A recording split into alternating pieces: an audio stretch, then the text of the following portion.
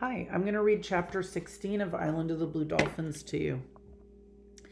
The white men's ship did not return that spring or in the summer, but every day, whether I was on the headland or gathering shellfish on the rocks or working on my canoe, I watched for it. I also watched for the red ship of the Aleuts. I was not sure what I would do if the Aleuts came. I could hide in the cave which I had stored with food and water, for it was surrounded by thick brush, and the mouth of the ravine could only be reached from the sea. The Aleuts had not used the spring and did not know about it because there was another one closer to where they had camped. But they might come upon the cave by chance, and then I must be ready to flee. For this reason I worked on the canoe I had abandoned on the spit. I went to the place where the others were hidden, but they were dried out and cracked. Also they were too heavy for a girl to push into the water, even a girl as strong as I was. The tides had almost buried the canoe, and I labored many days to dig it out of the sand. Since the weather was warm, I did not go back and forth to my house on the headland, but cooked my meals on the sandspit, and at night slept in the canoe, which saved much time. Even this canoe was too big for me to pull easily in and out of the water, so I set about making it smaller. I did this by loosening all the planks, by cutting the sinews and heating the pitch that bound them together. I then shaped these planks to half their length using sharp knives made from a black stone, which is to be found at one place on the island. That's probably obsidian, right? And bound them back together with fresh pitch and sinews. The canoe, when I had finished, was not so beautiful as it had been before, but I could now lift one end of it and drag it through the waves. All the time I was working on the canoe, which was most of that summer, Rontu was with me. He was either sleeping in the shade of the canoe or running up and down the sandspit, chasing the pelicans that roost there in great numbers, because there are numerous fish nearby. He never caught any of the birds, yet he would keep trying until his tongue hung out of his mouth. He had learned his name quickly and many words that meant something to him. Zawit, for example, which is our word for pelican, and nape, which means fish. I talked to him often, using these words and others and many that he did not understand, just as though I were talking to one of my people. Rontu, I would say, after he had stolen a special fish I had speared for my supper, tell me why it is that you are such a handsome dog and yet such a thief.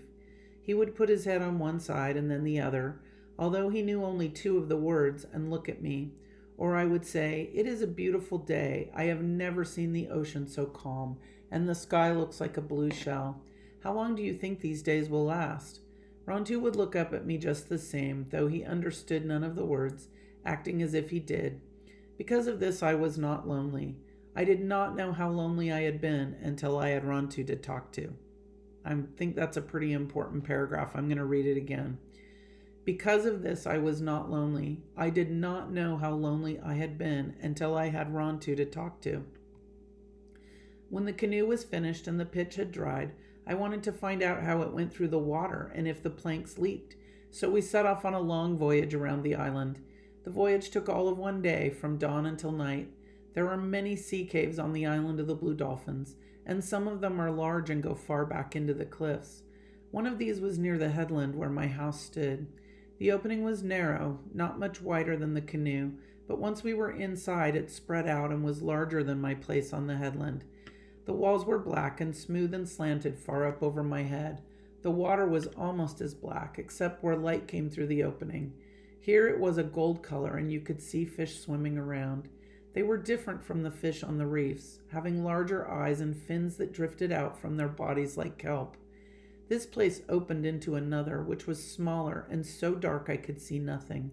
It was very silent in there, with no sound of the waves on the shore, and only the lapping of the water against the rocky walls. I thought of the god Tumayawit, who had become angry at Mukat and gone down into another world, and I wondered if it were not to such a place as this that he had gone. Far ahead was a spot of light no larger than my hand, so instead of turning back, which I felt like doing, I drifted toward it, around many turnings, and came at last to another room, much like the first. Along one side was a wide shelf of rock which ran out to the sea through a narrow opening. The tide was full, and yet another shelf was out of the water. It was a fine place to hide a canoe, which could be lifted out and stored there where no one could find it. The ledge joined the cliff just below my house. All I needed was a trail down to the cave, and then the canoe would be close at hand. "We have made a great discovery," I said to Rontu. Rontu did not hear me. He was watching a devilfish just beyond the opening of the cave. This fish has a small head with eyes that bulge and many arms. All day Rontu had been barking at the cormorants, the gulls, the seals, at everything that moved. Now he was quiet, watching the black thing in the water. I let the canoe drift along and knelt down out of sight until I could pick up my spear. The devilfish was in front of us, swimming slowly near the surface, moving all his arms at once. Large devilfish are dangerous if you are in the sea, for their arms are as long as a man and they can quickly wrap them around you. They also have a big mouth and a sharp beak where their arms join their head. This was one of the largest I had ever seen. Since Rontu was standing in front of me and I could not put the canoe in a better position, I had to lean out to use the spear. As I did so, the devilfish saw my movement and let loose in the water a black cloud of liquid, which instantly hid him from view. I knew that the devilfish would not be in the center of this cloud, that he had left it behind. I therefore did not aim my spear at it, but picked up the paddle and waited until he appeared. He was now twice the length of the canoe from me, and though I paddled fast, I could not overtake him. "Rontu," I said, for he was watching the black cloud in the water, "you have much to learn about the devilfish." Rontu did not look at me or bark. He put his head to one side and then the other, still puzzled, more so when the cloud disappeared and nothing was left except clear water. Devilfish is the best food in the seas. The flesh is white and tender and very sweet, but they are difficult to catch without a special kind of spear, which I now decided to make during the winter when I would have much time. I took the canoe to Coral Cove, not far from the cave, and pulled it up on the shore out of reach of the winter storms. There it would be safe until spring, when I would hide it in the cave that Rontu and I had found. It was easy to paddle and did not leak, and I was very happy. All right, so that's her.